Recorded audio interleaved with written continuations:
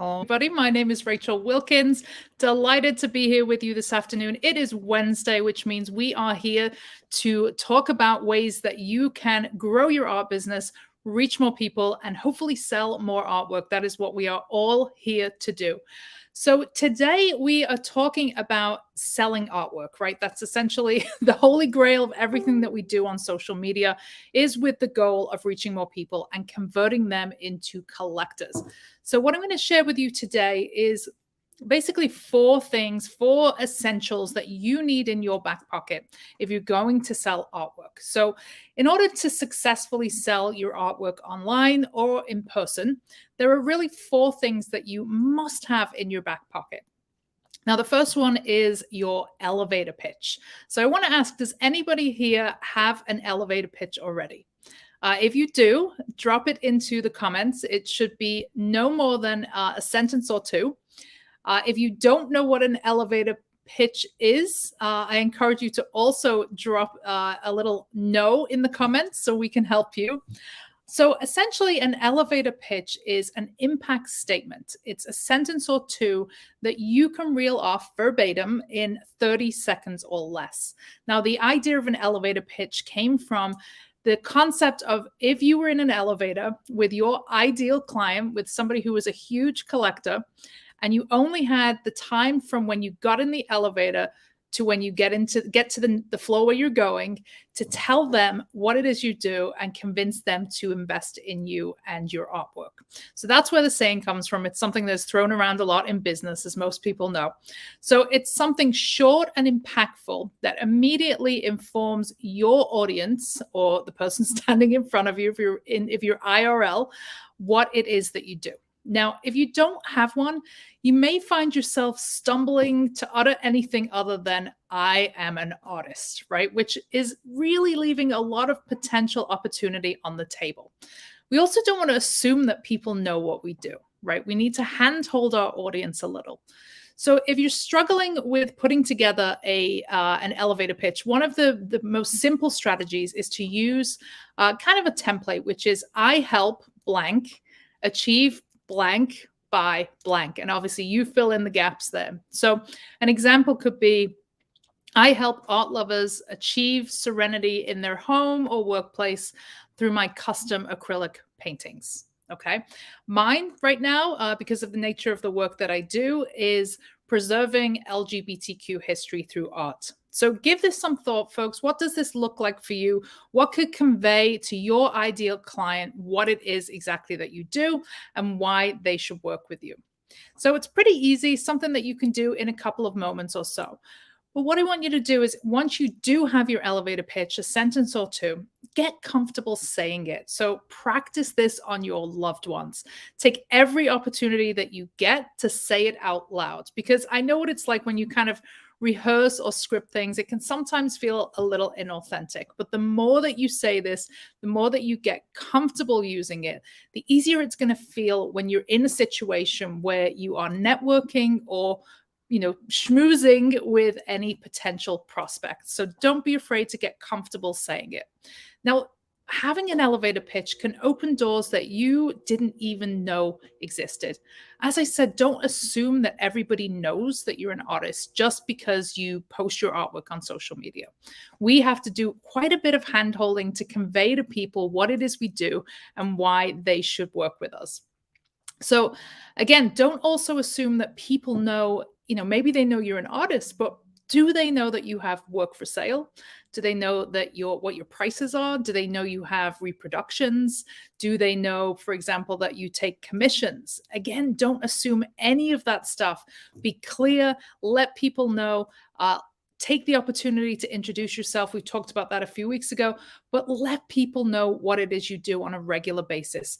We have to assume on social that, not everybody is seeing our posts, especially right now with, just the amount of people that are on social media and also the amount of paid ads we're kind of competing with for space in the feed.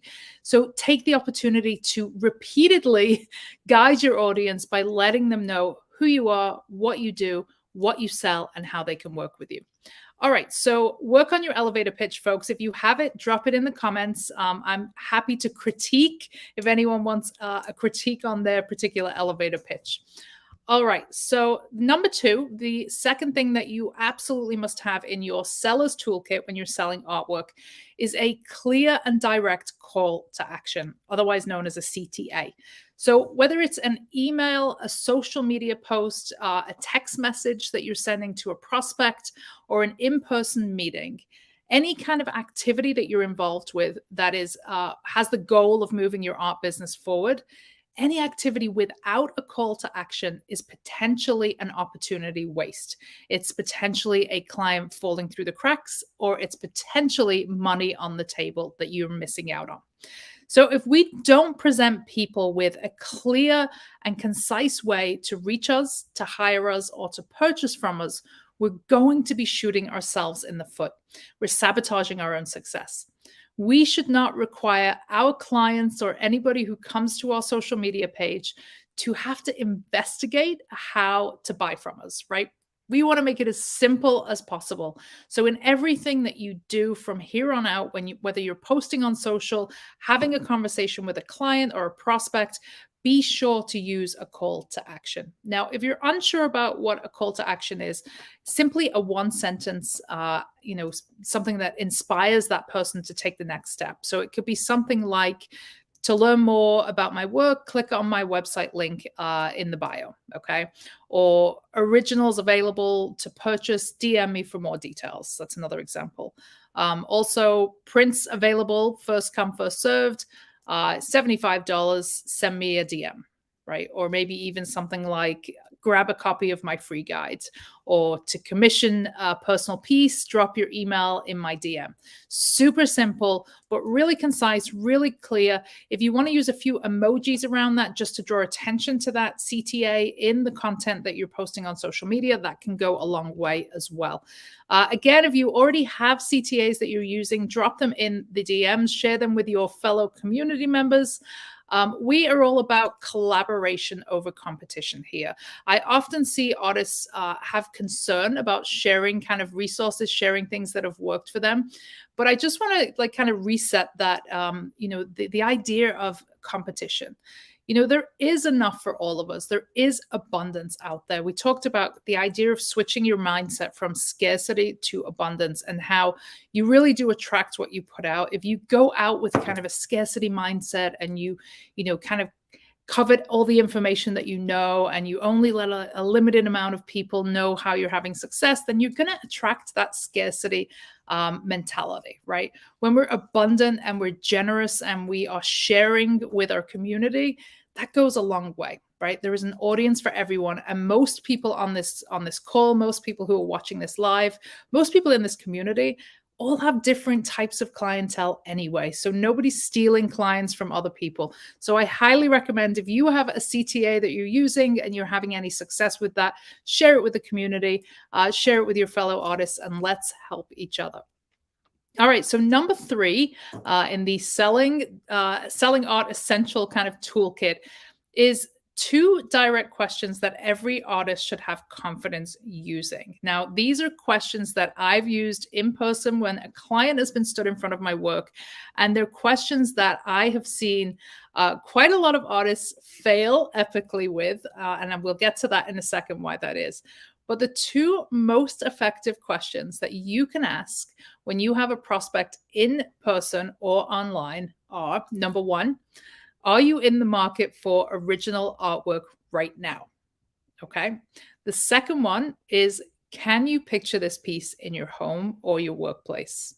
Now, disclaimer here, don't use these questions on every single person that puts eyes on your work. Okay, so this is not for every single person that likes, your work online, or just walks past your work at a show. This is specifically for the people that have what we would call warm clients, right? So folks who are visibly enchanted or inspired by your work. So they're standing in front of it at a show, and they've asked for the price, and they're not giving a lot away. Or it's the folks that can continue to drop into your Instagram comments or your Facebook comments, commenting or complimenting your work. So warm potential clients, warm prospects. So the two questions, as I mentioned, are you in the market for an original piece of artwork right now? And number two, can you picture this piece in your home? So these two questions are closed questions, right? The questions will do one of two things. They will either push that prospect over the sales finish line and close the deal, right? That's them saying yes to any of those two questions, or they're going to let you know what the next step is going to be, right? They're going to give you a clear idea of where that particular client is at and what the next steps are that you should take. So if they say yes, obviously you need to have a plan in place, right? You need to make sure that you seal that deal, right? Process the credit cards, send them an invoice, get your kind of post-sale process underway, get your wrapping stuff, whatever it is you need to do a happy dance, celebrate, etc., right? We need to be like ready to go if we get a yes. If they say no and move on, then it is what it is, right? The likelihood of somebody giving you a no at this point, if they're a warm client, is pretty slim, but it may happen. And I don't want you to be offended if it does. It's not about you, it's on the client. Now, if they say yes, but there's a but or a maybe, right? So they're like, yes, however, or yes, but that is essentially them kind of leaving the door open. And this is where a lot of artists miss an opportunity. So this is them saying either one of two things. Yes, but it's out of my price range, right? It's beyond what I can afford right now. Or yes, but it's not the right time. I'm in the middle of moving, I'm traveling, I'm waiting for a promotion, etc., etc. So when that happens, a lot of people don't do anything, right? They just kind of let the conversation fizzle out and they move on. This is a absolute mistake, because this is potentially where you can go in with your backup plan or with a secondary offer. So here's kind of what I would suggest in terms of if you get that maybe answer. You maybe want to say, if it's obviously a price issue, you can put another offer in front of them, right? So you can put a smaller piece that's perhaps a third of the price, or you could put hand embellished prints, something that is in a lower price bracket.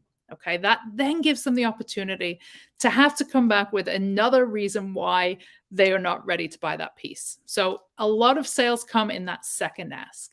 And then, of course, if the timing isn't right, make sure you get that person's information and pursue that sale. Give it like 2 weeks, give it a month, revisit, make sure you send images of that particular artwork that they were so moved by, and revisit that conversation. A warm prospect should never, ever be abandoned when they decline to purchase because a piece is too expensive. They should always be presented with a secondary offer and an opportunity to own your artwork. So the most important thing about those two questions that we're asking that prospect is that you get comfortable using them, right? Similar to the why is my mind going blank? Similar to the elevator pitch. Clearly, I need some more coffee. Hold on, folks. So similar to the elevator pitch, we need to get comfortable with asking these questions, these closed questions, which are you in the market for an original piece right now? Can you see this piece of work hanging in your home? Once you get comfortable asking them, you're going to stop wasting time dancing around a deal, right? Waiting on kind of pins and to see if that person's going to say yes. It's direct, it's professional, and you get an answer that's going to kind of just determine what your next action is. Now, to circle back on something that we talked about a few weeks ago, this is a really, really important piece of advice that I got several years ago from somebody who is much further ahead of me in the art world. When somebody asks you the price of a piece of artwork, what do you say, right? Do you just say the price? If so, fantastic, you're doing it right. What I've seen and what I used to do myself and what I've seen repeatedly at art shows is when somebody asks the price, artists keep talking, right? We keep talking. So we would say, for example, it's $1,000, but I also have XYZ that's $500, or It's $1,000. However, I can take installments. As soon as we continue talking after telling the buyer or the prospect the price, we're then justifying the price, which instantly puts the client or the prospect in a different kind of sense, in a different state of mind. We want to be just so confident and clear and committed to our own pricing structure that we don't need to say anything else. We say the price and we wait. Now, yes, sometimes there can be a deafening silence after that price. Let it sit, let it just kind of sit with the client, give them a couple of seconds, and then you go in with that question, which is, can you see this piece hanging in your home, or are you in the market for an original piece of artwork right now? Those three questions together, the statement, the price, followed by those two questions, will just move things forward, either get you to the sale or allow you to move on to the next client. So it's really, really powerful, folks, and something that I strongly, strongly recommend. Okay, so the third, I see a couple of questions coming in, but if you do have questions, folks, drop them into the comment section, whether you're watching on Facebook, YouTube, or on Instagram, and I will get to them at the end of the session. Okay, so the final thing in your selling art toolkit that is essential is a streamlined process, right? So a post-sale process.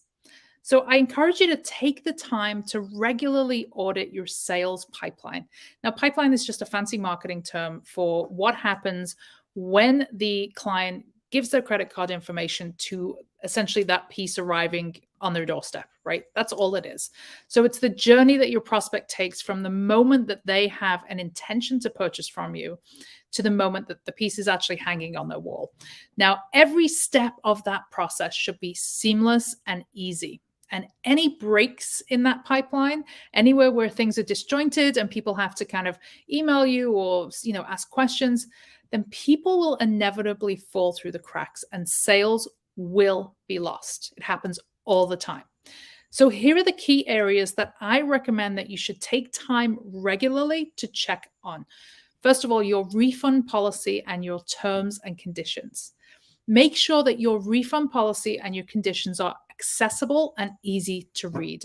Otherwise, this can come back and bite you in the you-know-what, right? Wherever possible, make sure that you prompt the client to check a box to show that they have read and understood the conditions of the sale.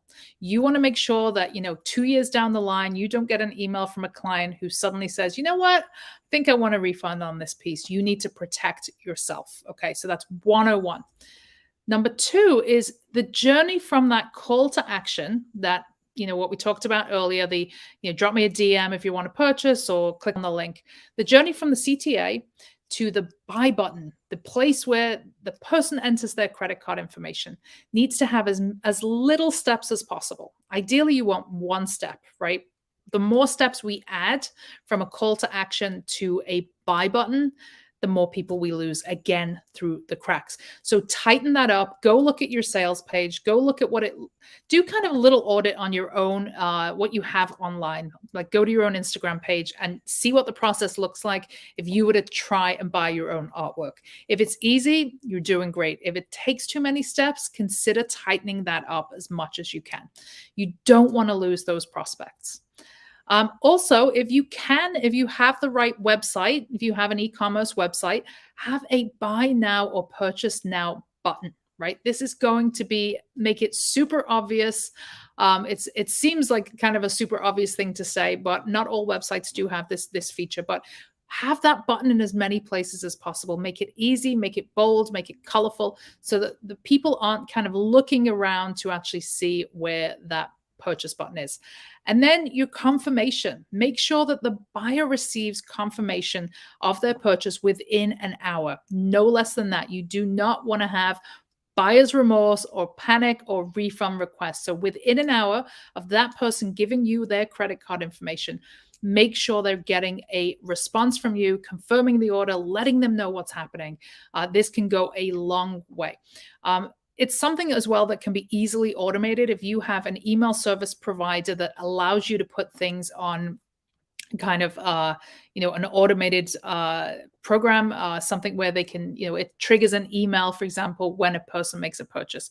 This is great because it's going to prevent you from having to do any more work. So if you can set that up in the back end of your website where your email service provider sends a confirmation as soon as the purchase is made, you are golden, you're good to go. And then finally, shipping and delivery expectations. Make sure that you provide the client with the expected due date, first and foremost. Do let them know that, especially with COVID and a lot of things that are happening with, the postal services, let them know that there can be delays. But this is kind of your aim is to get it delivered by this date. And be sure to keep in touch. Make sure that you let them know if there are any delays to that process, and ensure that you keep that relationship going, that you keep that relationship strong.